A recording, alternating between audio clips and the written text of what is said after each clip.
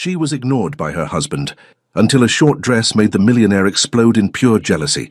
Before we explore all the details of this incredible story, tell us where you're following us from and the time. Subscribe to the channel so you don't miss a thing, and let's embark on this journey together. She knew she was becoming a ghost in her own home, but tonight, that would change.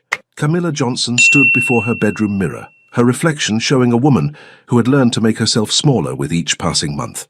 At 28, her rich brown skin still glowed with the same warmth that had captivated Adrian Stone 3 years ago, but her dark eyes held a weariness that seemed to deepen with each ignored good morning and each dinner eaten alone. Her natural hair was pulled back into a sleek low bun, professional and understated, the way Adrian preferred for business events. She wore a conservative navy dress that reached her knees, carefully chosen to blend into the background of yet another corporate gathering. The reflection staring back at her was polished, appropriate, and utterly forgettable. Perfect, she whispered to herself, though the word tasted bitter on her tongue. The sound of expensive leather shoes echoed from the marble hallway of their penthouse. Adrian was home, 30 minutes before they needed to leave for the Meridian Capital Investors Gala, a rare occurrence that used to make her heart flutter. Now it barely registered as noteworthy. "Camilla?" His voice carried the same clipped efficiency he used with his assistants. "In the bedroom," she called back, applying a final touch of nude lipstick. Adrian Stone appeared in the doorway, 6 feet 2 inches of controlled power, wrapped in a perfectly tailored charcoal suit. His steel-grey eyes swept over her appearance with the same cursory attention he might give a quarterly report. Functional, adequate, approved. "You look fine," he said, already pulling out his phone to check emails. "The car will be here in 20 minutes. I need to make a quick call to Singapore before we leave." "Fine." The word hung in the air like a physical blow. When was the last time he had called her beautiful? When was the last time he had really looked at her? Not through her, not past her, but at her. "Adrian," she said softly, turning from the mirror. "Do you remember our wedding day?" His fingers paused over his phone screen. "What about it? You said I was the most beautiful woman you'd ever seen. You said you'd never get tired of looking at me." Something flickered across his face, too quick to identify. Guilt? Regret? Or perhaps just impatience? "That was 3 years ago, Camilla. We're married now. We don't need to play those games anymore." Games? He thought their romance had been games. "Right," she nodded, her voice steady despite the crack forming in her chest. "Silly me." Adrian's phone buzzed, and his attention was already shifting back to the screen. "The Yamamoto deal is falling through. I might need to step out of the gala early to handle this." Of course he would. The gala was supposed to be their first public appearance together in months, and he was already planning his escape. "Whatever you need to do," Camilla said, moving toward their walk-in closet. "Good. I knew you'd understand. You always do." His voice was already distant as he walked away, phone pressed to his ear. "Mr. Yamamoto, about the Shanghai projections." Camilla stood alone in their bedroom, surrounded by the trappings of wealth and success. Italian marble, imported silk curtains, artwork that cost more than most people's houses. Everything beautiful, everything perfect, everything cold. She thought about the woman she used to be, before Adrian's indifference had slowly erased her confidence, before she had learned to anticipate his needs while her own went unnoticed, before she had become a supporting character in her own life. Her grandmother's words echoed in her memory. "Baby girl, a man who stopped seeing you never deserved to have you in the first place." Camilla opened her closet and pushed past the row of conservative dresses Adrian approved of. Her fingers stopped on a garment she had bought months ago but never worn, a stunning black cocktail dress that hugged her curves and fell just above her knees. It was elegant, sophisticated, and undeniably attention-grabbing. She had hidden it behind her work clothes, telling herself she was saving it for the right occasion. But the truth was, she had been afraid of standing out, afraid of Adrian's disapproval, afraid of being too much. Tonight, she realized, fear had cost her enough. Camilla pulled the dress from its hanger and laid it on the bed. For the first time in months, she smiled at her reflection as she began to undress. Outside, Adrian's voice carried from his study. "No, the terms are non-negotiable. If they can't accept that, we walk away." How easily he walked away from things that didn't meet his standards. How effortlessly he dismissed what no longer served him. Camilla slipped into the black dress and stood before the mirror again. The woman looking back at her was transformed, confident, radiant, alive. She loosened her hair, letting her natural curls frame her face in soft waves. She swapped her nude lipstick for a bold red that made her smile brighter and her presence undeniable. She was still Camilla Johnson Stone, still the woman who had fallen in love with a man who used to treasure her, but she was also the woman who refused to disappear. The car horn honked outside. Adrian's footsteps approached the bedroom. "Camilla, we need to—" He stopped dead in the doorway, his phone slowly lowering from his ear. For the first time in months, his steel-grey eyes truly saw her. And in that moment, she realized the power she had forgotten she possessed. Would she find the courage to reclaim herself, or would old patterns pull her back into invisibility? Time stood still, and for once, she was the only thing in his world that mattered. Adrian's phone slipped from his fingers, clattering against the marble floor with a sharp crack that echoed through their bedroom. His mouth opened slightly, as if he were about to speak, but no words emerged. He simply stared, really stared, at the woman who had been living in his shadow for months. Camilla felt her heart hammering against her ribs, but she forced herself to stand tall. The black dress hugged her curves like liquid silk, and her natural curls cascaded over her shoulders in waves that caught the soft lamplight. She had forgotten how powerful she could feel in her own skin. "You—" Adrian's voice came out rough, barely above a whisper. "You look different," she supplied, smoothing an imaginary wrinkle from her dress. "Stunning." The word escaped him like a confession he hadn't meant to make. Something flickered between them, a spark of the electricity that had once defined their relationship. Camilla felt it in the way his eyes traveled over her face, her figure, her presence, as if he were seeing her for the first time in years. But the spell was broken by the insistent honking of their driver outside. "We should go," Camilla said, stepping toward him with a confidence that felt both foreign and familiar. Adrian didn't move. His steel-grey eyes remained fixed on her, and she could see the war playing out behind them. Confusion, desire, and something that looked almost like panic. "Camilla, He started to reach for her, then stopped himself. "We need to talk about—" "About what?" she asked, tilting her head. "About how I look fine? About how marriage means we don't need to play games anymore?" His jaw tightened. She was using his own words against him, and they both knew it. The car honked again, longer this time. "The investors are expecting us," Adrian said finally, straightening his tie, a nervous habit she remembered from their early dating days. "Of course they are." Camilla picked up her evening clutch, her movements deliberate and graceful. "We wouldn't want to keep business waiting." As they walked through their penthouse toward the elevator, Camilla caught their reflection in the hallway mirror. They looked like the perfect power couple, he in his expensive suit, she in her stunning dress.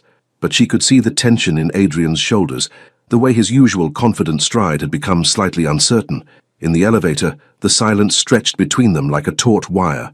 Adrian kept stealing glances at her, and each time their eyes met, he looked away first. "Shall you changed your hair?" he said suddenly. "I let it be natural." She touched one of her curls self-consciously. "The way it was when we first met." "I remember." His voice was softer now, tinged with something she couldn't quite identify. "You wore it like that to our first date, that little Italian place on 5th Street. Camilla's breath caught. He remembered. After months of feeling invisible, forgotten, he still remembered their first date. "You said it was beautiful," she whispered. "It was. It is." Adrian turned to face her fully, and for a moment the walls he had built around himself seemed to crack. "Camilla, The elevator doors opened with a soft ding, revealing their driver waiting beside a sleek black Mercedes. The moment was gone, but its ghost lingered between them as they stepped into the cool evening air. During the 20-minute drive to the Meridian Capitol building, Adrian's phone buzzed constantly with calls and messages, but for the first time in months, he ignored them. Instead, he found himself watching Camilla as she gazed out the window at the city lights streaming past. She was humming softly, something she used to do when she was truly happy. He hadn't heard that sound in so long that he'd forgotten how much he missed it. "What's that song?" he asked. Camilla turned to him surprised. "What?" "The song you're humming." A small smile played at her lips. "You used to know all my songs, Adrian." Before he could respond, the car pulled up to the Meridian building. The 40-story glass tower gleamed against the night sky, its lobby already bustling with elegantly dressed guests arriving for the gala. As their driver opened the door, Adrian stepped out first and extended his hand to help Camilla from the car. When her fingers touched his, he felt that same electric current he'd experienced in their bedroom, stronger now, impossible to ignore. Camilla emerged from the Mercedes like a vision. The city lights caught the subtle shimmer in her dress, and several valets nearby stopped mid-conversation to stare. Adrian noticed their attention immediately, and something dark and unfamiliar twisted in his chest. Possessiveness. Jealousy. emotions he hadn't felt in so long that they hit him like a physical blow. "Ready?" Camilla asked, adjusting her clutch. Adrian looked down at her, really looked, and saw not just his wife, but the vibrant, captivating woman who had walked into his life 3 years ago and turned his carefully ordered world upside down. The woman he had somehow allowed himself to take for granted. "Camilla," he said quietly, his hand still holding hers, "before we go in, I need you to know that Mr. Stone," a boisterous voice interrupted them.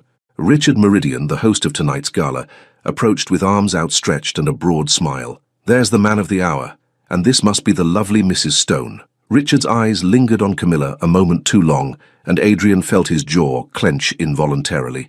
"Richard," Adrian nodded curtly, "thank you for hosting tonight.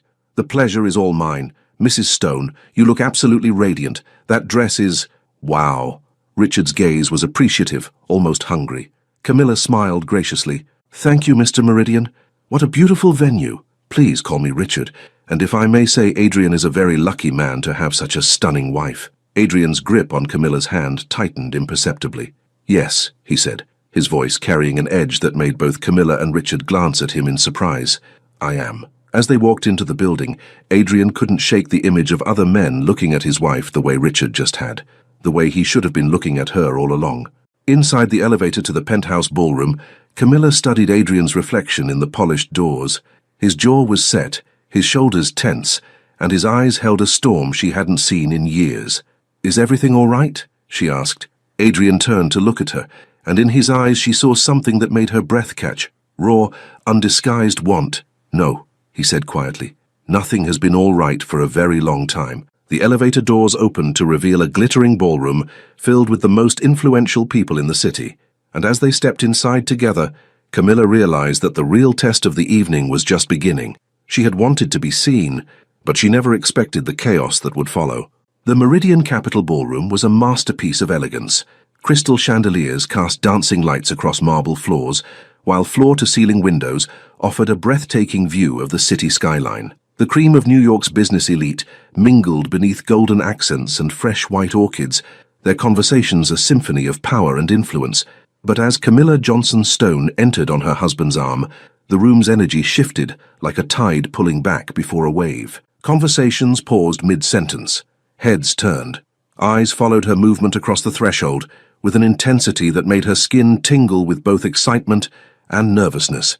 She had dreamed of this moment, of being noticed, of commanding attention, of reminding the world that she existed. But now, feeling the weight of dozens of gazes, she wondered if she had underestimated the power she was unleashing.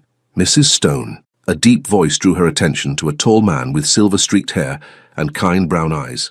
"I'm James Whitfield, Meridian's Chief Investment Officer. Your husband and I have worked together for years, but this is my first time having the pleasure of meeting you." "The pleasure is mine, Mr. Whitfield," Camilla replied, extending her hand with a smile that felt more natural than any she'd worn in months. James took her hand and held it a moment longer than necessary. "Please, call me James. And might I say you look absolutely exquisite tonight. That dress is remarkable." From beside her, Camilla felt Adrian's posture stiffen.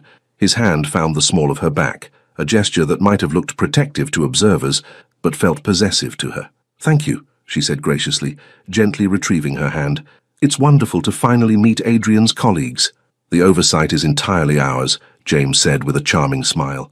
"Adrian has been keeping you far too much to himself. We should remedy that immediately." He gestured toward a group of distinguished men near the bar. "Come, let me introduce you to some friends." As they moved through the crowd, Camilla became acutely aware of the attention she was receiving. Men interrupted their conversations to watch her pass.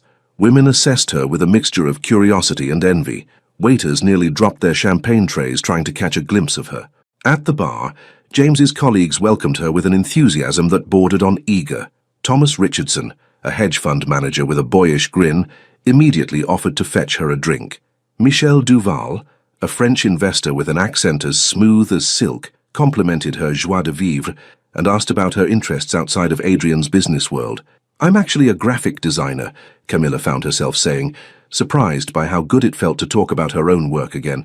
"I freelance for several boutique agencies downtown." "How fascinating." Marcus leaned closer, his interest genuine. "I've always admired creative minds. There's something so alive about people who create beauty from nothing." Adrian's hand tightened on her back. "Camilla's very talented," he said, his voice carrying a warning edge that only she seemed to catch. "I'd love to see your portfolio sometime," Thomas added, his eyes bright with enthusiasm. "My company is always looking for fresh, creative talent." "That's very kind of you," Camilla said, feeling a flutter of excitement she hadn't experienced in years. When was the last time someone had been interested in her work? When was the last time Adrian had even asked about her projects? "Gentlemen," Adrian's voice cut through the conversation like a blade. "If you'll excuse us, I need to speak with my wife privately." The group exchanged glances, clearly sensing the tension radiating from Adrian, but nodded politely as he guided Camilla away from the bar. "What are you doing?" Adrian asked quietly as they moved toward a quieter corner of the ballroom. "What do you mean?" Camilla's eyes flashed with defiance. "I'm having conversations. You know, those things people do at social events. Those men were what? Being polite, showing interest in my work." Her voice remained controlled, but heat simmered beneath the surface. "Treating me like a person instead of an accessory." Adrian's jaw worked silently. Around them, the party continued, but she could feel eyes still tracking their movement, their body language, the obvious tension between them. "You're my wife," he said finally, the words coming out more possessive than he'd intended. "Yes, I am." Camilla turned to face him fully, her dark eyes blazing. "But when was the last time you treated me like one? When was the last time you looked at me the way those men just did?" Before Adrian could respond, a new voice interrupted them. "Mrs. Stone, there you are." Richard Meridian appeared with a champagne flute in each hand, and a smile that was all teeth. "I've been looking everywhere for you. There are some people I absolutely must introduce you to." Richard handed her a glass, his fingers brushing hers deliberately. "The wife of the senator is here tonight, and she's quite taken with your style. She mentioned something about needing a designer for her upcoming campaign materials." Camilla's eyes widened. A political campaign would be a massive opportunity for her career, the kind of break she'd been dreaming of for years. "I'd love to meet her," Camilla said, genuine excitement lighting up her face. "Wonderful. She's just over by the windows with the other ladies." Richard offered his arm. "Shall we?" Camilla glanced at Adrian, who looked like he was fighting an internal war. "Go ahead," he said tightly. "I'll find you later." As Richard led her away, Camilla could feel Adrian's eyes burning into her back. But for the first time in months she felt alive, vibrant, seen. She was remembering who she used to be. Confident, ambitious, unafraid to take up space in the world. Across the ballroom, she was introduced to Margaret Caldwell, the senator's wife, a sharp, elegant woman in her 50s who immediately appreciated Camilla's eye for design and natural charisma. "Your husband is a lucky man," Margaret said, after they talked for several minutes about potential collaboration. "Beauty and brains, a dangerous combination." Camilla laughed, a sound so genuine it drew looks from nearby guests. "I think I'm the lucky one." But even as she said it, her eyes found Adrian across the room. He was standing with a group of investors, but his attention wasn't on their conversation. He was watching her with an intensity that made her skin flush with heat. For the first time in their marriage, Adrian Stone was seeing his wife as other men saw her, desirable, captivating, and very much in demand. And judging by the storm clouds gathering in his steel-grey eyes, he didn't like the view. "Excuse me, ladies," came a familiar voice. Thomas Richardson appeared beside their group with that boyish grin still firmly in place. "Mrs. Stone, I was hoping I could steal you for a dance." Margaret and the other women exchanged knowing looks. "Oh, you absolutely must dance," Margaret insisted. "The night is young and you look far too beautiful to spend it all standing around talking to us old ladies." Camilla felt her heart skip. A dance. When was the last time she had danced? When was the last time Adrian had even asked her? She looked across the ballroom and found Adrian's eyes immediately. He was no longer pretending to listen to his colleagues. His full attention was on her, and the expression on his face was one she'd never seen before, raw, desperate, and dangerous. "I'd be delighted," she told Thomas, accepting his offered hand. As they moved toward the dance floor, Camilla could practically feel the heat of Adrian's stare following her every step. Some lines, once crossed, can never be uncrossed. The dance floor gleamed under the crystal chandeliers as Thomas Richardson led Camilla into a classic waltz position. His hand settled respectfully on her waist, while hers rested lightly on his shoulder, and for a moment she felt like she was floating. "You're a natural," Thomas said with genuine admiration as they began to move to the soft jazz melody. "Has anyone ever told you that you light up a room?" Camilla's cheeks warmed at the compliment. "Not in a very long time." "Then they haven't been paying attention." His brown eyes were kind, uncomplicated in a way that made her remember what it felt like to be appreciated simply for existing. Your husband is a brilliant businessman, but if he doesn't tell you how extraordinary you are every single day, then he's failing at the most important job he has." The words hit her like a gentle blow to the chest. When was the last time Adrian had made her feel extraordinary? When was the last time he'd made her feel anything other than invisible? As they moved gracefully across the floor, Camilla became aware of the attention they were drawing. Other couples had stepped aside to watch, creating a circle around them. She caught glimpses of admiring faces, heard whispered compliments about her grace, her beauty, her presence, but it was the face at the edge of the dance floor that held her attention. Adrian stood frozen by the bar, a crystal tumbler of whiskey gripped so tightly in his hand that she was surprised it hadn't shattered. His steel-grey eyes followed every movement, every turn, every moment when Thomas's hand guided her waist, or when she laughed at something he whispered in her ear. The song was slow, romantic, and as Thomas spun her gently, Camilla's dress flared around her legs like liquid silk. When she came back to him, slightly breathless and glowing with the joy of movement, she caught sight of Adrian again. He had taken a step toward the dance floor, then another. "Your husband looks like he wants to murder me," Thomas observed with amusement, having followed her gaze. "Adrian doesn't dance," Camilla said quietly, though her pulse quickened as she watched her husband's approach. "Maybe he should learn." Thomas's voice carried a hint of challenge as he dipped her gracefully, causing her curls to cascade over his arm like a waterfall. When she came back up, Adrian was there. "May I cut in?"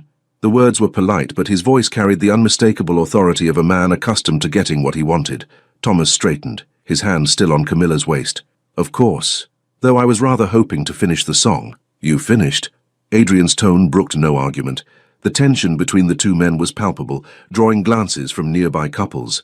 Camilla felt caught between them, one man who had just reminded her of her own worth, and another who seemed to be remembering it for the first time in months. "Thank you for the dance, Thomas," she said graciously, trying to diffuse the situation. "It was lovely."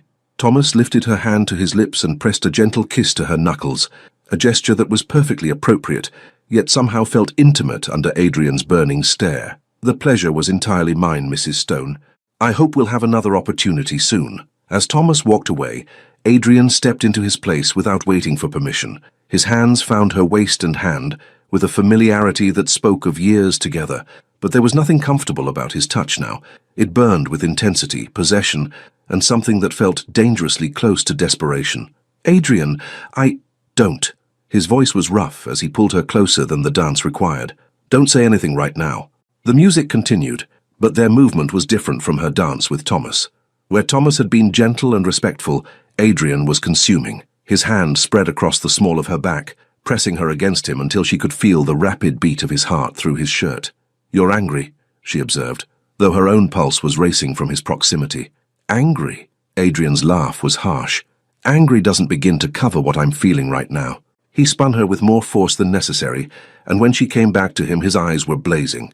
"Do you have any idea what it's like to watch another man hold you, to see you smile at him the way you used to smile at me? The way I used to smile at you?" Camilla's voice rose slightly, causing a few nearby couples to glance their way. "When did you stop noticing my smiles, Adrian? When did you stop caring whether I was happy or miserable?" "I never stopped caring." The admission seemed to tear from his throat. "Then why did you stop showing it? Why did you stop seeing me?" Adrian's grip on her tightened as he guided her through a turn that brought them to the edge of the dance floor, partially hidden by a marble pillar. "Because I'm a fool," he said quietly. "Because I thought having you meant I didn't have to keep earning you." The honesty in his voice made her breath catch. Around them the party continued, but in their small corner of the ballroom, the world had narrowed to just the two of them. "You want to know what I'm feeling?" Adrian's voice was barely above a whisper as he leaned closer, his breath warm against her ear. "I'm watching every man in this room look at my wife like they want to steal her away, and I'm realizing that I've given them every reason to try." Camilla's heart hammered against her ribs. This was the most emotion Adrian had shown in months, the most present he'd been with her since their early days together. "And what scares me most," he continued, his lips dangerously close to her neck, "is that I might deserve to lose you." The song ended, but neither of them moved to separate. They stood there breathing hard, staring at each other with 3 years of marriage and months of distance crackling between them like electricity. "Adrian," she whispered, his name a question and a plea all at once. Before he could respond, a new voice interrupted them. "Mrs. Stone." Margaret Caldwell approached with a bright smile, completely oblivious to the intensity of the moment she was breaking. "I've been looking everywhere for you. Senator Morrison would like to meet you about the campaign project we discussed." Camilla blinked, trying to refocus on the opportunity that had seemed so important just minutes before. But now, with Adrian's hand still on her and his confession echoing in her ears, everything else felt secondary. "Of course," she managed, stepping back from her husband. "I'd be honored to meet him." As Margaret led her away, Camilla glanced back at Adrian. He stood alone by the pillar, looking more vulnerable than she'd ever seen him. For the first time in months, she saw not the cold businessman who treated her like an afterthought, but the man who had once convinced her to take a chance on forever. Across the ballroom, Senator Morrison was waiting with an extended hand and a politician's practiced smile. But even as Camilla walked toward what could be the career opportunity of a lifetime, her mind remained on the dance floor with her husband. The question that haunted her was simple. Was Adrian's awakening real, or was it just the temporary reaction of a man who didn't want to lose his possession? And more importantly, was she brave enough to find out? Sometimes getting what you want shows you what you've lost. Senator Morrison was everything Camilla had expected from a career politician, silver-haired, perfectly groomed, and armed with a smile that could charm voters and donors alike. But as he shook her hand with both of his, holding it just a moment too long, she felt a flicker of unease. "Mrs. Stone, Margaret has told me wonderful things about your design work. I understand you have quite the eye for visual storytelling." "Thank you, Senator. I'd be honored to discuss how I might contribute to your campaign. Please call me David." His eyes swept over her appreciatively. "And I must say, you're even more striking than Margaret described. Beauty and talent, a rare combination in my experience." Camilla smiled politely, but something in his tone made her skin crawl. This wasn't the genuine professional interest Thomas had shown, or even the respectful admiration of James Whitfield.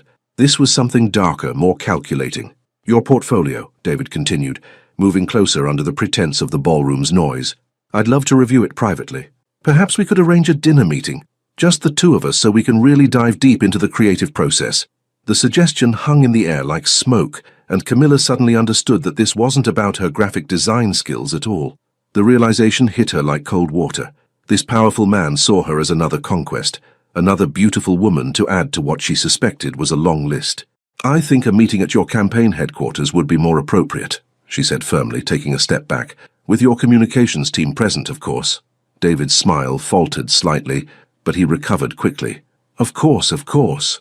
Though I find the best creative collaborations happen in more intimate settings, less corporate interference, if you know what I mean." Before Camilla could respond, a familiar voice cut through the space between them like a blade. "Senator Morrison." Adrian appeared beside them, his presence commanding immediate attention. "I was hoping to introduce you to my wife, but I see you've already met." The emphasis he placed on "my wife" was subtle, but unmistakable. Adrian's hand settled possessively on Camilla's lower back, and she could feel the tension radiating from his body. "Adrian, good to see you." David's politician persona snapped back into place. "I was just discussing a potential business opportunity with your lovely wife." "How thoughtful of you." Adrian's voice was perfectly polite and completely dangerous. "Camilla is incredibly talented. I'm sure any collaboration would be professional." The word professional carried enough ice to freeze the champagne in their glasses. David's eyes flicked between husband and wife, clearly recalculating his approach. "Naturally," David said with a laugh that sounded forced. "What kind of man do you take me for?" "The kind who knows better than to mistake politeness for invitation," Adrian replied smoothly. The air between the three of them crackled with tension. Camilla felt caught between her husband's protective fury and a powerful man's wounded ego. A dangerous place to be. "Well," David said after a moment, his smile sharp as glass, "I can see you two have things to discuss. Mrs. Stone, do consider my offer.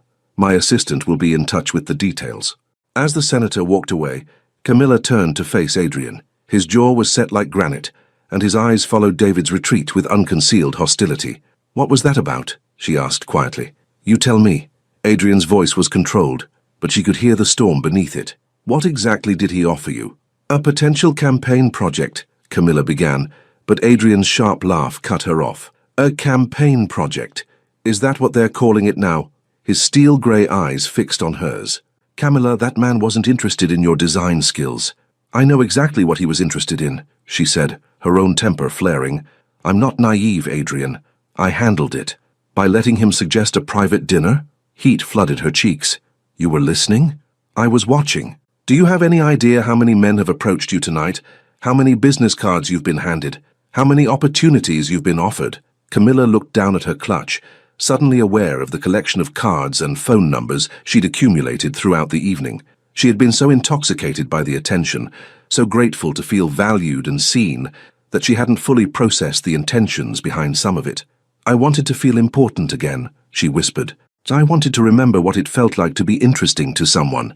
The pain in her voice seemed to hit Adrian like a physical blow.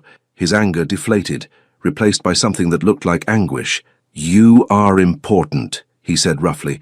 You're the most important thing in my life. I forgot how to show you that. Around them, the party continued in full swing, but they might as well have been alone. The space between them felt charged with 3 years of marriage, months of neglect, and one night of awakening. Adrian, Camilla started, but was interrupted by yet another approach. Mrs. Stone, a young waiter, appeared beside them with a silver tray. This was delivered for you. On the tray sat a single red rose and an elegant card. Camilla picked up the note with trembling fingers and read the flowing script. For a beautiful woman who deserves to be appreciated. An admirer. Adrian's face darkened as he read over her shoulder. Which one of them sent this? I don't know. Camilla's voice was barely a whisper. The rose, which should have been romantic, now felt tainted by the evening's revelations. Mr. Stone? Another voice interrupted them. Michel Duval, the French investor from earlier, approached with 2 champagne flutes. I brought drinks for you and your enchanting wife. Adrian's hand moved to Camilla's elbow, a gesture that was protective and possessive in equal measure. We were just leaving. Leaving? Marcus looked genuinely disappointed. But the evening is still young, and I was hoping to continue my conversation with Mrs. Stone about her artistic vision. I'm sure you were, Adrian said coldly. The hostility in his voice was no longer subtle. Michel raised an eyebrow, clearly sensing the undercurrents, but pressing forward anyway. Mrs. Stone, perhaps lunch tomorrow? I have some connections in the art world that might interest you. She's busy, Adrian answered before Camilla could speak. Adrian, Camilla said sharply, embarrassed by his rudeness. Actually, Michel continued with a slight smile, I was addressing your wife. I believe she can speak for herself. The challenge hung in the air like a gauntlet thrown down. Adrian stepped forward, and for a moment Camilla genuinely worried that her husband might do something that would end up in tomorrow's gossip columns. Gentlemen, she said quickly, moving between them, I think there's been a misunderstanding. Michel, thank you for the offer, but I have prior commitments. Adrian, we should go. She took her husband's arm and guided him away from Michel before either man could escalate the situation further. But as they moved across the ballroom toward the exit, she could feel eyes following them. Some curious, some appreciative, some calculating. At the coat check, Adrian helped her into her wrap with hands that shook slightly. The simple gesture which he'd performed hundreds of times during their marriage now felt loaded with significance. Camilla, he said as they waited for their car, about tonight. Don't. She held up a hand to stop him. Not here. Not now. The ride home passed in tense silence, both of them lost in their own thoughts. Camilla stared out the window at the city lights, thinking about the evening's revelations. She had gotten what she wanted. Attention, admiration, proof that she was still desirable and valuable. But the victory felt hollow, tainted by the realization that some of that attention had come with strings attached. More troubling was the way Adrian's possessiveness had both thrilled and frightened her. For months she had craved any reaction from him, any sign that he still cared. Tonight she had gotten more reaction than she'd bargained for. As their building came into view, one question echoed in her mind. In trying to make her husband see her again, had she opened a door that couldn't be closed? The truth has a way of demanding to be heard, especially in the quiet moments we try to avoid. The elevator ride to their penthouse felt like an eternity. 43 floors of polished steel and uncomfortable silence, broken only by the soft hum of machinery and the sound of their breathing. Camilla stood on one side, Adrian on the other, the space between them charged with unspoken words and unresolved tension. When the doors finally opened to their private foyer, Camilla stepped out first, her heels clicking against the marble floor like a countdown to an inevitable confrontation. Adrian followed, loosening his tie with sharp, agitated movements. Their penthouse stretched before them, 3,000 square feet of luxury that had once felt like a sanctuary, but now seemed like a beautiful prison. Floor-to-ceiling windows offered a breathtaking view of the city that never slept, but tonight, even the glittering lights couldn't soften the atmosphere between them. Camilla, Adrian began as she moved toward their bedroom. I need a minute. she said, without turning around, her voice carefully controlled. We need to talk about what happened tonight. Do we? She paused at the threshold of their bedroom, her hand on the doorframe. Or do you need to lecture me about my behavior, about how I embarrassed you in front of your colleagues? Adrian's reflection appeared behind hers in the hallway mirror. His usually perfect composure was cracking, his hair slightly mussed from running his hands through it, his tie hanging loose around his neck. Is that what you think? That I'm embarrassed by you? Camilla turned to face him, and the raw emotion in her eyes made him take a step back. Aren't you? Isn't that why you spent the entire evening acting like a caveman, marking your territory? I was protecting you. The words exploded from him with more force than he'd intended. From what? From people who actually noticed I exist? From men who treated me like I matter? From men who wanted to use you? Adrian's voice echoed off the marble walls. Do you think Morrison cared about your design skills? Do you think Michelle was interested in your artistic vision? They saw a beautiful woman and assumed she was available for the taking. And what about you, Adrian? Camilla's voice was dangerously quiet. What do you see when you look at me? The question hung between them like a challenge. Adrian opened his mouth, then closed it, struggling to find words that had come so easily 3 years ago. I see. He stopped, his hands clenching and unclenching at his sides. I see my wife. Your wife. Camilla's laugh was bitter. Not a woman. Not a person with her own dreams and ambitions. Just your wife. Your possession. That's not what I meant. Isn't it? She moved closer and Adrian could smell her perfume, the same scent she'd worn on their first date, sweet and intoxicating. When was the last time you asked about my work? When was the last time you cared about my opinions on anything that didn't directly affect your business? Adrian's jaw worked silently. The truth was he couldn't remember. Somewhere along the way, in building his empire and maintaining his success, he had stopped seeing Camilla as an individual and started seeing her as an extension of himself. I've been busy, he said weakly. Busy. Camilla shook her head. You know what I realized tonight? I've been starving, Adrian. Starving for attention, for recognition, for someone to see me as more than just arm candy or a pretty accessory. And when I finally got that attention, you couldn't stand it. Because it wasn't real. Adrian stepped closer, his voice desperate. Those men didn't see the woman who stays up until 3 a.m. working on a design because she's passionate about getting it perfect. They didn't see the woman who cries at commercials with dogs in them, or who makes terrible coffee but insists on trying anyway. They saw a fantasy. The specificity of his words caught Camilla off guard. He had been paying attention, at least in some small way. But you stopped seeing those things too, she whispered. Adrian's face crumpled slightly. I know. God, Camilla, I know. And I hate myself for it. The admission seemed to take the fight out of both of them. They stood there in their expensive hallway, surrounded by art worth more than most people's houses, and felt poorer than they ever had before. I used to be someone, Camilla said quietly, sinking onto the velvet bench by their bedroom door. Before I became Mrs. Adrian Stone, I was Camilla Johnson. I had opinions and dreams and a voice that mattered, but somewhere in the last 3 years, I lost her. Adrian moved slowly, as if approaching a wounded animal, and sat beside her on the bench. The space was small enough that their knees almost touched, but the emotional distance between them felt vast. Tell me about her, he said softly. What? Camilla Johnson. Tell me about her. What did she want? What made her laugh? Camilla looked at him in surprise. When was the last time he'd asked her a question about herself that wasn't related to his schedule or social obligations? She wanted to design album covers for independent musicians, Camilla said slowly. She had this crazy dream of creating visual stories that would make people feel something just by looking at them. She used to spend hours in record stores, studying cover art and imagining what she would do differently. Adrian nodded, encouraging her to continue. She laughed at terrible puns and cried at sunsets. She collected vintage postcards from places she'd never been and made playlists for every mood. She believed that love was supposed to be a partnership, not a performance. Her voice broke slightly on the last words, and Adrian felt something twist painfully in his chest. She sounds incredible, he said quietly. She was, but she got lost somewhere between wedding planning and charity galas, and learning how to be the perfect CEO's wife. Camilla looked down at her hands, still adorned with the wedding ring that had once symbolized forever.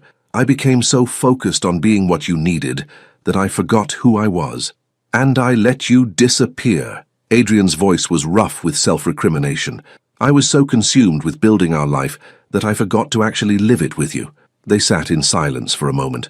the weight of their mutual failures settling between them like fog. "Adrian," Camilla said finally, "what are we doing? What are we to each other anymore?" The question hung in the air, demanding honesty neither of them was sure they were ready to give. "I don't know," Adrian admitted, "but I know what I want us to be." "What's that?" He turned to face her fully, his steel-grey eyes intense with an emotion she hadn't seen in months. "I want us to be the couple who dances in the kitchen at midnight. I want us to be the people who argue about movies and then make love until we forget what we were fighting about. I want to be the man who deserves you, not the one who takes you for granted." Camilla felt tears prick at her eyes. "And what if it's too late? What if we've hurt each other too much to find our way back?" Adrian reached out slowly, giving her time to pull away, and touched her face gently. "Then we learn how to hurt better. We learn how to fight for each other instead of against each other." The touch of his fingers against her skin sent electricity through her entire body, a reminder of the passion that had once defined them. "I miss you," she whispered. "Even when you're right here, I miss you." "I'm here now," Adrian said softly. "Really here. And if you'll let me, I want to spend every day earning my way back to you." Camilla closed her eyes, leaning into his touch despite the voice in her head warning her to be careful. "I don't know if I can trust you not to disappear again." "Then don't trust me yet. Make me prove it." When she opened her eyes, she saw something in his face that she hadn't seen in so long she'd almost forgotten it existed. Vulnerability. The great Adrian Stone, master of the universe, was sitting before her with his heart on his sleeve, asking for a chance to love her properly. But before she could respond, the sound of her phone buzzing broke the moment. A text message lit up the screen. "Thank you for a magical evening. I hope this is just the beginning. T." Adrian's eyes flicked to the phone, and his jaw tightened imperceptibly. The spell was broken, and reality came crashing back. Trust, once broken, must be rebuilt one choice at a time. The phone sat on the marble bench between them like an unexploded bomb. Thomas's message glowed on the screen, innocent words that somehow felt loaded with dangerous possibility. The magical evening he referenced seemed to mock the fragile moment of connection that Camilla and Adrian had just shared. Adrian's hand slowly pulled away from her face, and Camilla watched his walls begin to rebuild themselves in real time. The vulnerability that had softened his features just moments before was hardening back into the controlled mask she knew so well. "Don't," she said quietly. "Don't what?" His voice was carefully neutral, but she could see the storm brewing behind his steel-grey eyes. "Don't retreat. Don't assume the worst. Don't let one text message undo everything we just shared." Adrian gestured toward the phone. "He's already planning your next meeting, Camilla. Just the beginning. What exactly does that mean?" "It means he enjoyed talking to someone who listened to him." Camilla picked up the phone and, without hesitation, deleted the message. There. Gone. The simple action seemed to surprise Adrian more than any words could have. He had expected her to defend Thomas, to make excuses, to choose the attention over their marriage. Instead, she had chosen him. "Just like that?" he asked. "Just like that?" Camilla turned to face him fully. "Because whatever Thomas thinks happened tonight, whatever he imagines might happen in the future, he's wrong. You're my husband, Adrian. For better or worse, that still means something to me." Something shifted in Adrian's expression, relief mixed with disbelief, as if he couldn't quite trust that she was choosing their marriage over the excitement of new attention. "But," Camilla continued, and Adrian tensed again, "I need you to understand something. Those men tonight, they saw me. They valued my opinions, my work, my presence. They made me feel like I mattered. And if you want me to choose you over that feeling, you have to give me a reason to." "What kind of reason?" Camilla stood up, suddenly needing space to think clearly. She walked to the floor-to-ceiling windows that overlooked the city, her reflection ghost-like against the glittering lights below. "I want you to know me again," she said to his reflection in the glass, "not just as your wife, but as Camilla. I want you to care about my dreams, my work, my thoughts about things that have nothing to do with your business or our social obligations." Adrian stood and moved behind her, close enough that she could feel the heat of his body, but not quite touching. "Tell me how. Start small." She turned to face him. "Ask me about my day and actually listen to the answer. Look at my portfolio, really look at it, and tell me what you think. Notice when I change my hair or wear something new. Remember that I hate mushrooms and love terrible reality TV shows. You watch reality TV?" Adrian's eyebrows rose in genuine surprise. Despite everything, Camilla laughed. "See? You don't even know that about me anymore. I binge-watch dating shows while you're working late. I have opinions about which couples will last and which ones are just there for Instagram followers." A small smile tugged at Adrian's lips. "That's actually really cute. It's also really me. The real me that you stopped noticing when I became Mrs. Stone." They stood there looking at each other, and for the first time in months, Camilla felt like Adrian was truly seeing her. Not the polished version she presented at business dinners, but the woman who cried at commercials and watched trashy TV and still believed in love despite everything. "What about tomorrow?" Adrian asked quietly. "What about it? I have meetings all day, but they can be moved. We could spend the day together. Just us. No business calls, no social obligations. You could show me your latest projects and I could remember how to be the man you fell in love with." The offer was so unexpected, so unlike the Adrian who had prioritized work above everything else for months, that Camilla felt her walls begin to crack. "You would really cancel your meetings? The Yamamoto deal can wait. The Singapore acquisition can wait. Everything can wait." Adrian stepped closer, and this time she didn't move away. "You're more important than any of that. I forgot how to show you that." The admission hung between them, honest and raw, and more vulnerable than anything he'd said all night. "Okay," Camilla said softly. "Okay, tomorrow we try again. But Adrian," she placed her hand on his chest, feeling his heartbeat beneath her palm. "If you disappear on me again, if you go back to treating me like furniture, there won't be another chance. I won't let myself become invisible again."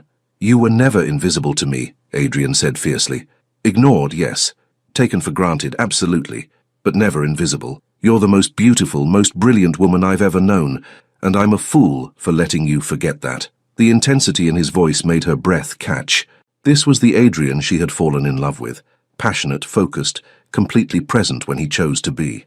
"Then prove it," she whispered. Adrian leaned down slowly, giving her every opportunity to pull away.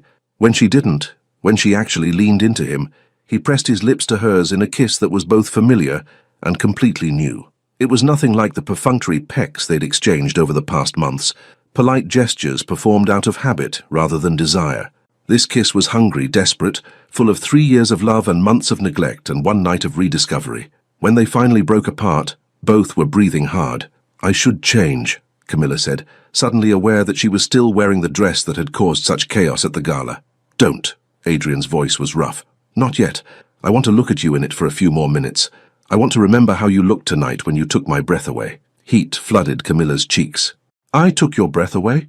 You always take my breath away. I just stopped telling you." Adrian reached out and touched one of her curls, wrapping it around his finger. "I want to relearn everything about you. Your expressions, your gestures, the way you bite your lip when you're concentrating." "I do not bite my lip when I'm concentrating.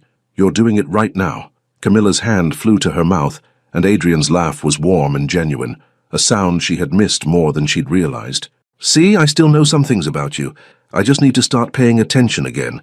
They stood there in their hallway, surrounded by the trappings of wealth and success, and for the first time in months felt rich in the ways that actually mattered. "What happens now?" Camilla asked. "Now we go to bed," Adrian said, and at her raised eyebrow he quickly added, "To sleep, just together. I want to hold you tonight, if you'll let me. No expectations, no pressure. I just want to remember what it feels like to have you in my arms." The request was so simple, so basic, and yet it felt monumental. When was the last time they had gone to bed together, rather than at different times? When was the last time he had held her for the sake of holding her, rather than as a prelude to perfunctory sex? "Okay," she said again. As they prepared for bed, Adrian removing his suit with careful precision, while Camilla finally changed out of the dress that had started it all, there was a new awareness between them. Not the comfortable familiarity of long marriage, but the charged anticipation of two people choosing to trust each other again. When Camilla emerged from the bathroom in her silk pajamas, she found Adrian already in bed, waiting for her. He had turned off all the lights except the soft glow from the city outside, and in the dim illumination, he looked younger, more vulnerable. She slipped into bed beside him, and when he opened his arms, she settled against his chest for the first time in what felt like forever.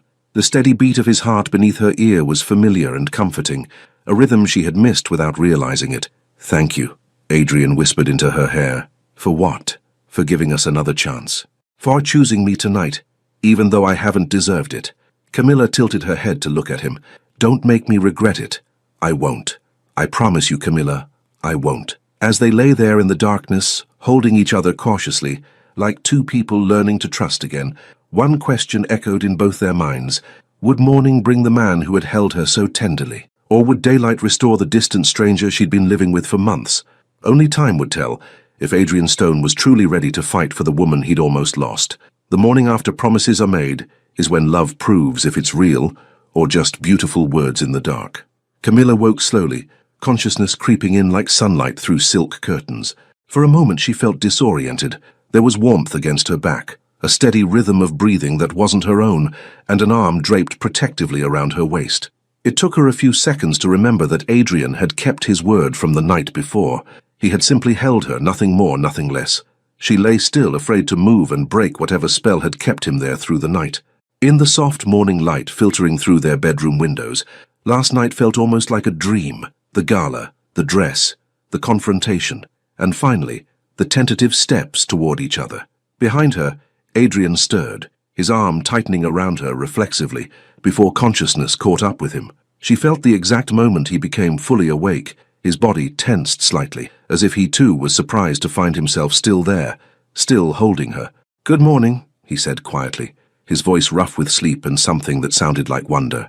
"Good morning." Camilla turned in his arms to face him, and her breath caught. Rumpled from sleep, his dark hair messy, and his usual perfect composure absent, Adrian looked more like the man she'd fallen in love with than he had in months. "I wasn't sure you'd still be here," she admitted. Adrian's brow furrowed. "Where else would I be? Conference call with Singapore. Emergency meeting about the Yamamoto deal. Some crisis that required your immediate attention." The words came out more bitter than she'd intended, but they were honest. Pain flashed across Adrian's features. "How many mornings have I left you like that?" "Too many to count." He was quiet for a moment, processing the weight of her words. "Not today. Today, the only crisis that matters is us." As if summoned by their conversation, Adrian's phone began buzzing insistently on the nightstand. The display showed his assistant's name, Sarah Chen, along with a series of missed calls and urgent text messages. Camilla watched Adrian's face carefully, looking for the telltale signs that he was about to choose work over her again. His eyes flicked to the phone, and she saw the familiar tension begin to creep into his shoulders. "Go ahead," she said quietly. "Answer it." "What?" "Your phone. Answer it." "I know you want to." Adrian stared at her for a long moment, then reached over and turned the phone face down on the nightstand without looking at the messages. "No," he said firmly. "Whatever it is can wait. I made you a promise last night, and I intend to keep it." The gesture was so unexpected, so contrary to months of conditioning, that Camilla felt tears prick at her eyes. "Adrian, if it's really important, you're really important." He cupped her face gently. "You're the most important thing in my life, and I'm done acting like you're not." His phone buzzed again, more insistently this time. Adrian reached over, switched it off completely, and tossed it into the nightstand drawer. "There," he said with a slight smile. "Problem solved." Despite herself, Camilla laughed. "Your board of directors might disagree. The board of directors doesn't keep me warm at night or make terrible coffee that I pretend to enjoy. The board of directors didn't marry me and promise to love me through better and worse." Adrian's thumb traced her cheekbone. "You did."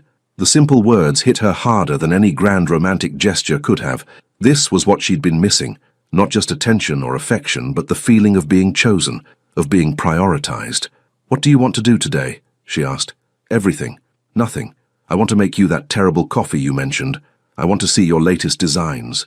I want to hear about the reality TV shows you've been watching. I want to learn how to be your husband again instead of just the man you happen to live with." The sincerity in his voice made her chest tight with emotion. "That might take a while. I have time." They lay there talking quietly for another hour, really talking, not the surface-level exchanges they'd grown accustomed to. Adrian asked about her current projects, and to her surprise he listened intently as she described the branding package she was developing for a small local bakery. He laughed when she told him about the reality show contestants she'd been rooting for, and he looked genuinely interested when she mentioned wanting to take a photography class. "Photography?" he asked. "Since when?" "Since always, kind of. I've been thinking about it more lately, how visual storytelling could enhance my design work, but it seemed—" She trailed off. "Seemed what?" "Frivolous, expensive, self-indulgent."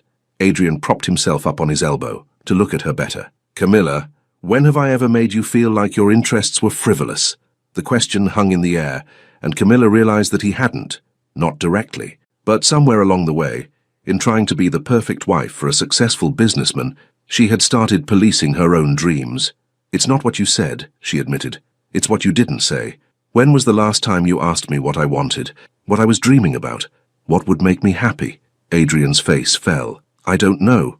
Neither do I. That's the problem. They were quiet for a moment, the weight of lost opportunities settling between them. Tell me now, Adrian said suddenly. What? Tell me what you want, what you're dreaming about, what would make you happy. Camilla studied his face, looking for signs that this was just another empty gesture, another promise he wouldn't keep, but his steel-grey eyes were focused entirely on her, waiting. I want to take that photography class, she said slowly. I want to travel somewhere just because it's beautiful, not because you have business there. I want to design something that matters, maybe album covers like I used to dream about, or campaign materials for causes I believe in. What else? I want us to cook dinner together instead of ordering from the same 5 expensive restaurants. I want to go to movies that don't have subtitles and aren't about war or politics. I want to sleep in on Sunday mornings and watch terrible TV in our pajamas. Adrian smiled. That all sounds perfect. I want you to want those things too, not just tolerate them because they make me happy.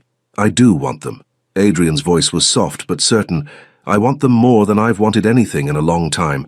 I forgot how to want simple things. I got so caught up in the next deal, the next acquisition, the next goal that I stopped noticing the life I was supposedly building all of it for. As if to test his resolve, his phone in the drawer began buzzing again, a muffled but insistent sound. You sure you don't want to check that? Camilla asked, watching his face carefully. Adrian didn't even glance toward the nightstand. Positive. Today is about us. Tomorrow we can deal with whatever crisis my assistant thinks can't wait. What if it really can't wait? Then someone else will handle it. I've built a company full of brilliant people specifically, so I don't have to be involved in every decision. It's time I started trusting them to do their jobs, so I can focus on mine, which is being your husband, being worthy of the woman who chose to love me despite all my faults. Camilla felt something loosen in her chest, a tension she'd been carrying for so long she'd forgotten it was there. I do love you, she said quietly. Even when I didn't like you very much, I still loved you. That's what made it hurt so much. I love you too, more than I ever learned how to show you. Adrian leaned down and kissed her forehead gently. But I want to learn. Will you teach me? It's not something you learn from a book, Adrian. Then teach me anyway. Show me how to love you the way you deserve to be loved. The request was so humble, so different from the commanding CEO she'd grown accustomed to, that Camilla felt her last wall crumble. Okay, she whispered. But we start with coffee. Real coffee that we make together. Not from the machine your assistant installed. Adrian's smile was brighter than the morning sun streaming through their windows. Deal. But you have to promise to tell me when I inevitably mess it up. Oh, you'll definitely mess it up. Thanks for the vote of confidence. But, Camilla continued, her own smile blooming, I'll show you how to fix it. As they got out of bed together, moving toward their kitchen and the promise of a shared morning, neither mentioned the phone that continued to buzz in the drawer. For the first time in months, the world outside their penthouse would have to wait. Today belonged to them. True love isn't tested in the quiet moments. It's proven when the world demands you choose. The coffee was terrible, just as Camilla had predicted. Adrian stood in their marble kitchen, staring at the dark liquid in his mug with a mixture of bewilderment and determination, while Camilla laughed so hard she had tears in her eyes. I followed the instructions exactly, he protested, though his smile betrayed his amusement at the situation. You followed them like a business contract, Camilla said, wiping her eyes. Coffee isn't about precision. It's about feel, about intuition. I don't do intuition. I know. That's what makes this so entertaining. They were both still in their pajamas at 11 a.m., Adrian in simple grey cotton pants and a white t-shirt that made him look younger and more approachable, Camilla in silk shorts and one of his old college shirts that hung loose on her frame. The sight of her in his clothes did something to Adrian's chest, made him remember mornings from their early relationship when she would steal his shirts and make coffee that was just as bad as what he'd produced today. Let me show you, Camilla said, moving to stand beside him at the expensive espresso machine that had been gathering dust since his assistant had installed the automated system in his office.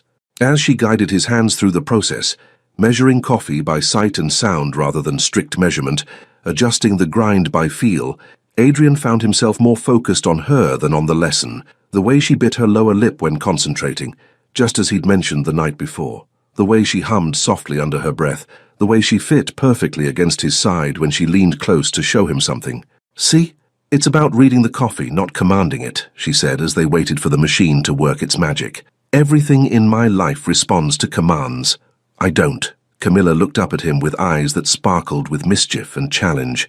I never have. No, Adrian agreed, his voice soft. You never have. Maybe that's why I fell in love with you. The words hung between them, simple and honest, and so different from the calculated phrases he'd used during their courtship. This wasn't the polished businessman who had swept her off her feet with expensive dinners and carefully chosen words. This was just Adrian, rumpled and uncertain and completely present. The coffee machine finished with a soft hiss, and Camilla poured 2 cups of what turned out to be genuinely good coffee. Better? She asked. Adrian took a sip and nodded appreciatively. Much better, though I think the teacher had more to do with that than the student. Practice makes perfect. Is that what we're doing, practicing? Camilla considered the question seriously. I think we're remembering who we were before we became so careful with each other. Before Adrian could respond, a sharp knock at their front door interrupted the moment. It was aggressive, insistent, not the polite tapping of their building's concierge or the gentle knock of a neighbor. Are you expecting someone? Camilla asked. No, Adrian frowned, setting down his coffee mug. The front desk should have called if someone was coming up. The knocking came again, more urgent this time, followed by a voice they both recognized. Adrian, I know you're in there. We need to talk, now. Richard Meridian, the host of last night's gala, and more importantly, one of Adrian's biggest investors. What was he doing at their home on a Saturday morning? Adrian and Camilla exchanged glances. The peace of their morning suddenly felt fragile, threatened by whatever crisis had driven Richard to their door. I should probably, Adrian began. Mr. Stone. Richard's voice was louder now, tinged with something that sounded like panic. The Singapore deal collapsed. Yamamoto pulled out completely. We need to discuss damage control immediately. Adrian's face went pale. The Singapore acquisition wasn't just important. It was the cornerstone of his expansion strategy for the next 5 years. If it had truly collapsed. Adrian, Camilla said quietly, seeing the familiar tension creep back into his shoulders. I know I said today was about us, but this is important. This is everything. If the Singapore deal is really dead, it could trigger a domino effect. Other investors might pull out. The Meridian partnership could be in jeopardy. The knock came again, even more insistent. Adrian, my board is meeting in 2 hours. If we don't have a response by then, I have to answer it, Adrian said, and Camilla could see the war playing out on his face. I'm sorry, I know what I promised, but then answer it. Adrian looked at her in surprise. What? Answer the door. Handle the crisis. Do what you need to do. But our day will still be here when you're finished. Camilla reached up and straightened his hair, which was still mussed from sleep. This is who you are, Adrian. You're a man who builds empires and solves impossible problems. I fell in love with that man too. You're not angry. I'm not angry. And surprisingly, she meant it. The old Camilla would have been furious, would have seen this as proof that he would always choose work over her. But something had shifted. Maybe it was seeing him turn off his phone that morning, or the way he'd listened to her dreams about photography, or simply the fact that he was asking instead of assuming. But, she continued, when you're done handling this crisis, I want you to come back to me. Really come back. Not the version of you that's still thinking about Singapore or worried about the next deal. I want the man who just spent an hour learning to make coffee. Adrian pulled her close and kissed her hard, pouring 3 years of love and months of regret and 1 morning of hope into the contact. I'll come back, he promised against her lips. I swear to you, I'll come back. I'll be here. Adrian opened the door to find Richard Meridian looking harried and desperate, a far cry from the polished host of the previous evening. His usually perfect hair was disheveled, his expensive suit wrinkled, and his eyes held the wild look of a man watching his empire crumble. Thank God, Richard breathed. Adrian, we have a problem, a big one. Come in, Adrian said, stepping aside. Tell me everything. As Richard launched into the details of the collapse, Yamamoto's sudden withdrawal, the panic among other investors, the emergency board meeting, Camilla retreated to the kitchen to give them privacy. But she could hear every word, could feel the familiar energy of crisis management filling their penthouse like smoke. It's not just Singapore, Richard was saying. Morrison's campaign is asking questions about our stability. Word is spreading that we're overextended. If we don't act fast, this could destroy everything we've built. Camilla leaned against the kitchen counter, still holding her coffee mug, and watched her husband transform. Gone was the rumpled man in pajamas who had laughed at his terrible coffee.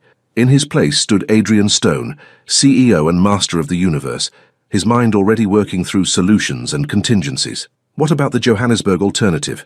Adrian asked, his voice sharp and focused.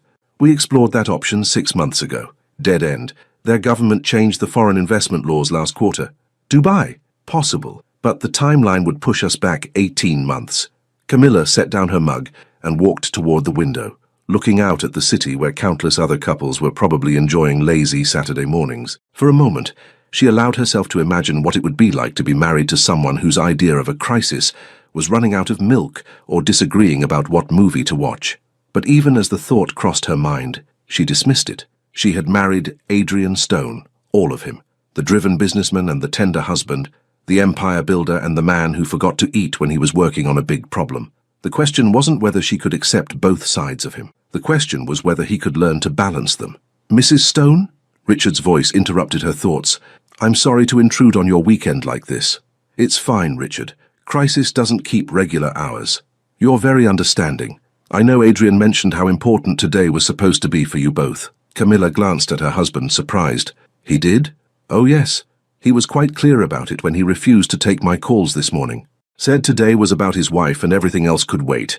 Richard looked between them with curiosity, though obviously some things can't wait. The revelation that Adrian had been fielding calls and refusing them, protecting their morning even as his business world began to collapse, hit Camilla like a physical blow. He had known this crisis was building and had chosen her anyway, for as long as he possibly could. "How long do you need?" she asked Adrian. "I don't know. The board meeting is in less than 2 hours, but depending on what we decide, take what you need," Camilla said firmly. "Save your empire. I'll be here when you're done." Adrian looked at her with such gratitude and love that her heart ached. "Are you sure?" "I'm sure, but Adrian..." "Yeah? When this is over, we finish our conversation about photography classes, and tomorrow we sleep in and watch terrible reality TV." Adrian's smile was brilliant. "Deal." As the two men disappeared into Adrian's study, closing the door behind them, Camilla was left alone in their kitchen with 2 cups of coffee and the lingering taste of hope. She had a choice to make. She could be angry about the interrupted morning, could let resentment build the way it had so many times before, or she could choose to see this differently. Adrian had fought for their morning until he literally couldn't anymore. He had turned off his phone, ignored his calls, and prioritized her until the crisis became too big to handle alone. And most importantly, he had asked her permission instead of simply disappearing. For the first time in months, Camilla felt like a partner instead of an afterthought. Through the closed study door, she could hear Adrian's voice, sharp, authoritative, completely in control as he worked to save his business. This was the man she had fallen in love with, the one who could see solutions where others saw only problems. The question was, would he remember to come back to her when the crisis was over, or would success pull him back into the old patterns that had nearly destroyed them? Only time would tell, but for the first time in a long time, Camilla found herself believing that love might actually be enough. In the end, love isn't about perfect moments. It's about choosing each other when everything else falls apart. Hours passed. The sun moved across the sky, casting different shadows through the penthouse windows as Camilla waited. She could hear Adrian's voice through the study door, sometimes calm and strategic, sometimes sharp with frustration, occasionally rising to what she recognized as barely controlled anger. At one point, she heard him shout, "That's completely unacceptable," so loudly that she was certain their neighbors could hear him through the walls. Whatever was happening in Singapore, it was worse than a simple deal falling through. Camilla had spent the afternoon trying to distract herself, organizing her design portfolio, answering emails from potential clients, even researching photography classes online. But her attention kept drifting to the closed door and the man behind it who was fighting to save everything he'd built. At 4:30, her phone rang. Thomas Richardson's name appeared on the screen. She stared at it for a long moment, remembering the text from the night before, remembering the way he had looked at her during their dance, remembering the choice she had made to delete his message. The old Camilla, the one who had felt invisible and undervalued, might have answered. She might have welcomed the distraction, the attention, the reminder that someone found her interesting. But that woman felt like a stranger now. Camilla declined the call and turned her phone face down on the counter. 20 minutes later, it rang again. This time it was Michel Duval, the French investor who had been so charming at the gala. Again, she let it go to voicemail. When Senator Morrison's number appeared on her screen at 5:15, followed immediately by a text reading, "We should discuss that project privately. Are you free this evening?" Camilla turned off her phone entirely. The irony wasn't lost on her. Yesterday she would have been thrilled by such attention. Today all she wanted was for her husband to emerge from his study and remember that she existed. At 6 o'clock, the study door finally opened. Richard Meridian emerged first, looking exhausted but relieved. Adrian followed, his hair disheveled, his face drawn with fatigue, but his eyes bright with the satisfaction of a problem solved. "Mrs. Stone," Richard said, extending his hand to her. "Thank you for your patience today. I know this wasn't how you planned to spend your Saturday. Did you fix it?" Camilla asked. "We did better than fix it," Richard said with a tired smile. "Adrian found a solution that turns the Singapore collapse into an opportunity. We're restructuring the entire Asian expansion around a partnership with Korean investors who actually offer better terms than Yamamoto ever did." Camilla looked at her husband, seeing the familiar glint in his eyes that appeared whenever he had outsmarted a seemingly impossible situation. "Of course you did. It's not final yet," Adrian said, but she could hear the satisfaction in his voice. "We have calls with Seoul starting at 7 a.m. tomorrow, but the framework is solid." "Congratulations," Camilla said, and meant it. "Both of you." Richard gathered his papers and headed for the door, but paused before leaving. "Adrian, the Korean team wants to finalize everything by Tuesday. That means we'll need you in the office tomorrow, probably most of the weekend." Camilla felt her heart sink. Of course. Of course there would be more meetings, more calls, more reasons why their time together would have to wait. "Actually," Adrian said quietly, "they'll have to wait until Monday." Richard stopped. "What?" "The framework is done. The preliminary agreements are in place. Whatever details need to be worked out, my team can handle them. I'm not going into the office tomorrow." "But Adrian, this is the biggest deal we've ever, and it will still be the biggest deal we've ever made on Monday morning." Adrian's voice was firm, final. "I made a promise to my wife and I intend to keep it." Richard looked between them, clearly struggling to understand how Adrian could possibly prioritize anything over the deal that had just saved their company. "If you're sure, I'm sure." After Richard left, Camilla and Adrian stood in their foyer, looking at each other across the space that felt both familiar and charged with new possibility. "You really meant it," Camilla said softly. "About what?" "About choosing me. About coming back." Adrian moved toward her slowly, as if approaching something precious and fragile. "Did you doubt it?" "A little. Old habits, I guess." "I understand why." Adrian reached for her hands, and she let him take them. "For months I've been giving you every reason to doubt me, to doubt us. But you didn't today. Even when everything was falling apart, even when Richard needed you to work tomorrow, you chose me." "I chose us," Adrian corrected gently, "because I finally realized that none of the rest of it matters if I lose you." Camilla felt tears prick at her eyes. "Adrian, let me finish. Please." Adrian's hands tightened on hers. "Today, while I was in that room fighting to save my business, all I could think about was you. Not the money, not the reputation, not the empire I've built. Just you, waiting for me to remember what's actually important. Your business is important too. I understand that now. It is, but it's not everything. It's not even the most important thing." Adrian released her hands and cupped her face instead. "You are. You're the reason I built all of this in the first place, to give you a life worthy of the woman you are. But somewhere along the way I forgot that the life I was building was supposed to include actually living it with you." The words hit her like a physical blow, beautiful and painful, and exactly what she had needed to hear for so long. "I love you," she whispered. "Even when I didn't think I could survive loving you anymore, I never stopped. I love you too, more than I ever learned how to show you." Adrian leaned his forehead against hers. "But I want to learn. I want to spend the rest of my life learning how to love you better, even if it means terrible coffee and reality TV, especially if it means terrible coffee and reality TV."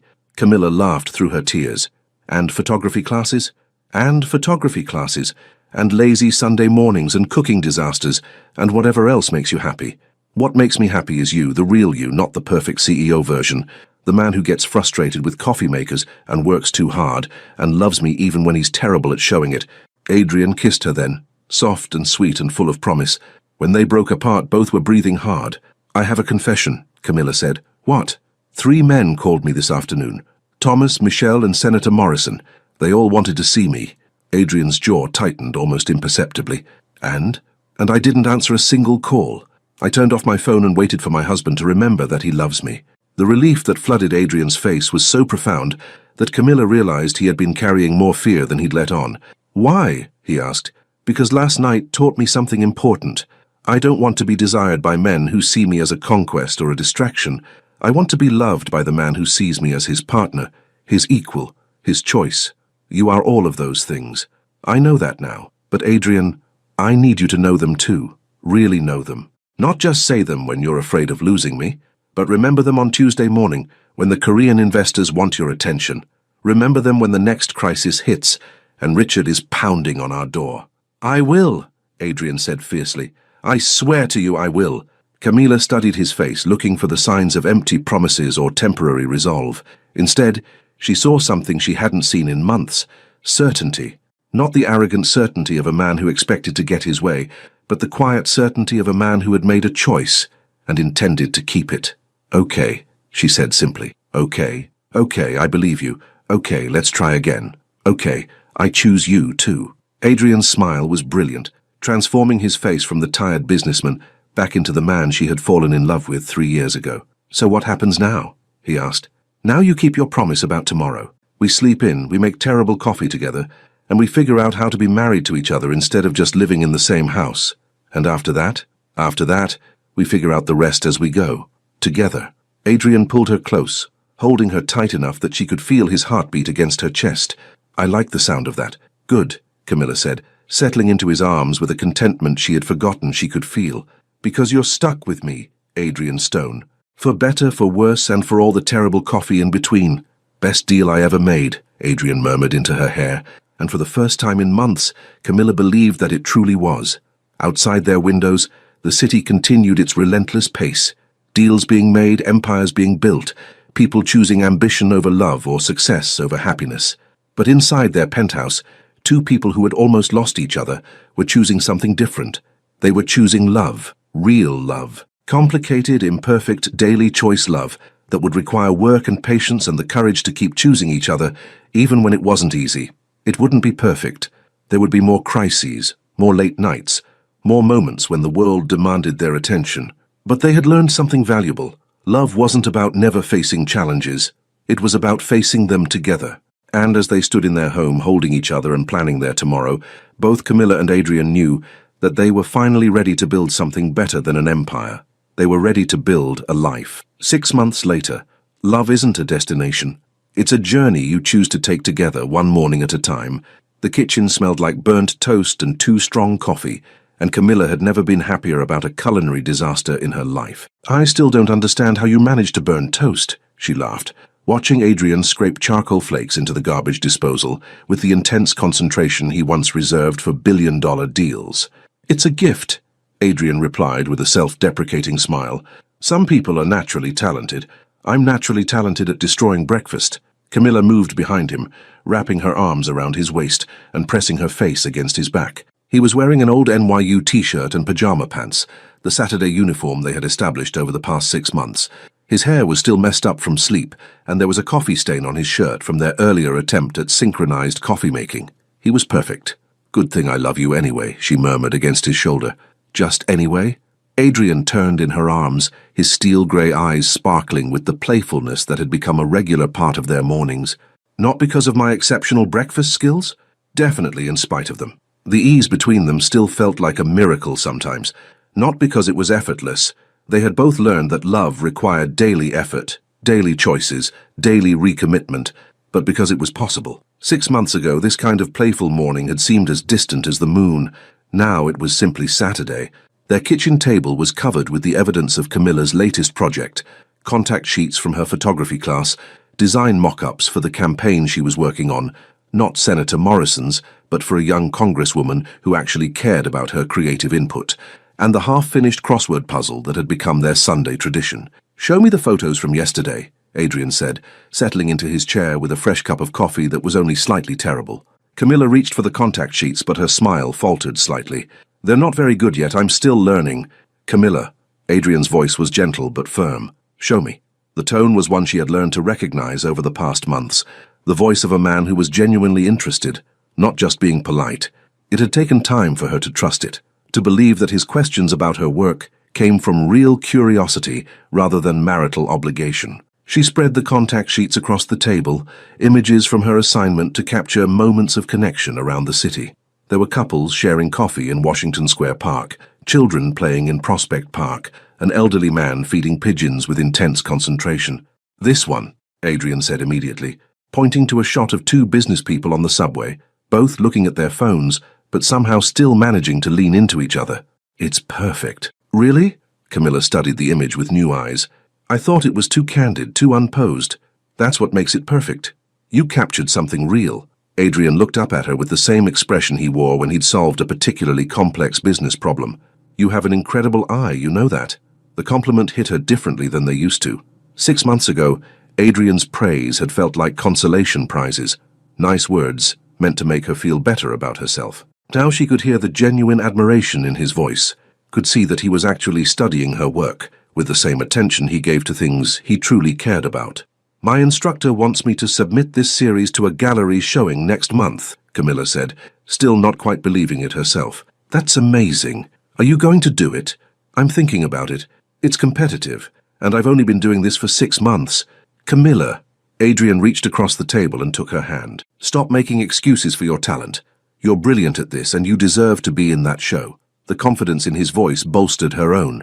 This was what she had been missing for so long. Not just support, but genuine belief. Adrian wasn't encouraging her photography because he thought it was a nice hobby for his wife. He was encouraging it because he truly believed she was good at it. "Okay," she said, squeezing his hand. "I'll submit it." "Good. And I want to be there on opening night, front and center, telling everyone that my wife is the most talented photographer in New York. You might be slightly biased, completely biased, unapologetically biased." Adrian brought her hand to his lips and kissed her knuckles gently. "I'm proud of you, not because you're my wife, but because you're you." The words still had the power to make her breath catch. 6 months of hearing them hadn't made them feel routine or expected. If anything, they felt more precious, because she knew how easily they could have been lost. Adrian's phone buzzed on the counter, a sound that used to make them both tense with anticipation of the next crisis. Now Adrian glanced at it briefly, then returned his attention to her photographs. "Aren't you going to check it?" Camilla asked. "It's Saturday. The only emergency I'm interested in is whether we're out of the good coffee." The response was so automatic, so natural, that Camilla almost missed the significance of it. But she remembered too well the months when every buzz, every call, every email had taken precedence over whatever they were doing together. What if it's really important? Adrian looked up at her with a slight smile. "Then it will still be important on Monday. I learned something from a very wise woman. The most important deals happen right here at this table." He wasn't wrong. In the past 6 months, they had negotiated the terms of their new life together, over breakfast conversations and late-night talks. They had hammered out agreements about work-life balance, about supporting each other's dreams, about the kind of marriage they wanted to build going forward. It hadn't always been easy. There had been moments when Adrian slipped back into old patterns, when the demands of his business threatened to overwhelm their carefully constructed boundaries. There had been times when Camilla struggled with trust, when she caught herself waiting for him to disappear again. But they had learned to catch themselves, to call each other out, to choose their marriage over their fears. "I have something for you," Adrian said suddenly, reaching into the drawer of the kitchen table. "It's not my birthday. It's not a birthday present." He pulled out a small wrapped package, simple brown paper tied with string. "It's a 6 months of not screwing up our marriage present." Camilla laughed despite herself. "That's quite a milestone. The most important one I've ever achieved." She unwrapped the package carefully, revealing a vintage Polaroid camera, not expensive or flashy, but clearly chosen with thought and care. "For when you want to capture moments that don't need to be perfect," Adrian explained. "Just real." Camilla turned the camera over in her hands, feeling the weight of it, the solidity. It was exactly the kind of gift she hadn't even known she wanted, something that supported her passion, without trying to make it more serious or professional than it needed to be. "I love it," she said softly. "But more than that, I love that you understand why I would love it. I'm learning. Slowly, but I'm learning. We both are." Adrian stood up and moved to the window, looking out at the city that sprawled beneath their penthouse. "Sometimes I wonder what would have happened if you hadn't worn that dress to the gala. You would have kept ignoring me, I would have kept disappearing, and we would have ended up divorced within a year," Camilla said without hesitation. "Probably." Adrian turned back to her. "Thank you for being brave enough to demand more. Thank you for not giving up on us before I figured out how to fight for us." Thank you for learning how to fight for us, instead of just expecting us to exist." They looked at each other across their kitchen, this space that had become the heart of their rebuilt marriage, and Camilla felt the same flutter in her chest that she'd experienced on their first date. Not the desperate, hungry love of new romance, but something deeper and more sustainable. The love of two people who had chosen each other not just once, in a moment of passion, but every day since, in moments of ordinary life. "What do you want to do today?" Adrian asked. It was a question he asked every Saturday now, and it never failed to make her smile. Not what do we have planned or what are our obligations, just what do you want to do? "I want to take pictures in Central Park with my new camera. I want to find a terrible diner and eat pancakes that are definitely not on your trainer's approved list. I want to come home and watch that reality show you pretend to hate, but actually get invested in. The one where they put strangers in a house together. You know their names, Adrian. Stop pretending you don't care whether Brittany ends up with Jake or Tyler." "Tyler," Adrian corrected automatically, then looked embarrassed. "I mean, I don't care, I just happened to notice you're adorable when you're caught caring about trashy TV. I'm a serious businessman. I don't care about trashy TV." "Right. That's why you yelled at the screen last week when Jake picked Stephanie for the date." Adrian's attempts at maintaining his dignity crumbled into laughter. "Okay, fine. I may have developed some investment in their romantic journeys, but only because you explained the strategic elements of the game. Everything's a business deal to you. Everything except this." Adrian gestured between them. "This is something better than a deal. This is a partnership." The word settled between them, warm and solid and exactly right. Not romance, though there was plenty of that. Not just love, though love was the foundation. Partnership, the daily choice to build something together, to support each other's dreams, to create a life that made both of them better than they were apart. "Partners," Camilla agreed, raising her coffee mug in a mock toast. "Partners," Adrian echoed, clinking his mug against hers. They spent the morning exactly as Camilla had requested, wandering through Central Park while she experimented with the Polaroid, finding a tiny diner in the village where the pancakes were enormous and the coffee was somehow even worse than Adrian's homemade attempts, and finally settling on their couch to watch beautiful people make questionable romantic decisions on television. "I still think Jake is making a mistake," Adrian said, as the credits rolled on the latest episode. "You said that about his last three choices. Because he keeps making mistakes. He's thinking short-term attraction instead of long-term compatibility." Camilla curled closer to her husband, resting her head on his shoulder. "Sounds like someone I used to know. Hey, I figured it out eventually." "Yes, you did." She tilted her head to look at him. "Only took you 3 years of marriage and one very dramatic dress. Worth every moment of confusion." The late afternoon sun slanted through their windows, casting golden light across their living room. In a few hours, Adrian would probably check his email, and Camilla would work on editing the photos from her morning shoot. Tomorrow would bring new challenges, new opportunities to choose each other over the easier path of taking each other for granted. But right now, in this moment, they were exactly where they belonged. Together, imperfect, deeply in love, and finally smart enough to know how lucky they were. "Camilla," Adrian said softly. "I love you. Not because you're beautiful or talented or because you make me a better person. I love you because you're you, and you choose to be you with me." She lifted her head to meet his eyes, seeing in them the same depth of feeling that had drawn her to him 3 years ago, but tempered now with the wisdom of two people who had almost lost everything and chosen to fight for it instead. "I love you too," she said simply. "All of you. The empire builder and the man who burns toast, the CEO who saves companies, and the husband who chooses me over conference calls. I love all of it, because it's all you." As the sun set over Manhattan, painting their penthouse in shades of gold and amber, Camilla Johnson Stone and Adrian Stone settled into another evening of their rebuilt life together. They had learned that love wasn't about perfect moments or grand gestures. It was about showing up day after day, choice after choice, for the person who had chosen to show up for you. And in the end, that was the greatest empire they had ever built together. What does true partnership in a relationship mean to you? Is it about grand gestures or daily choices?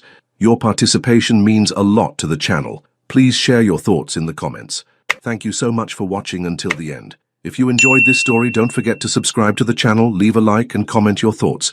Your participation is very important to us. See you next time.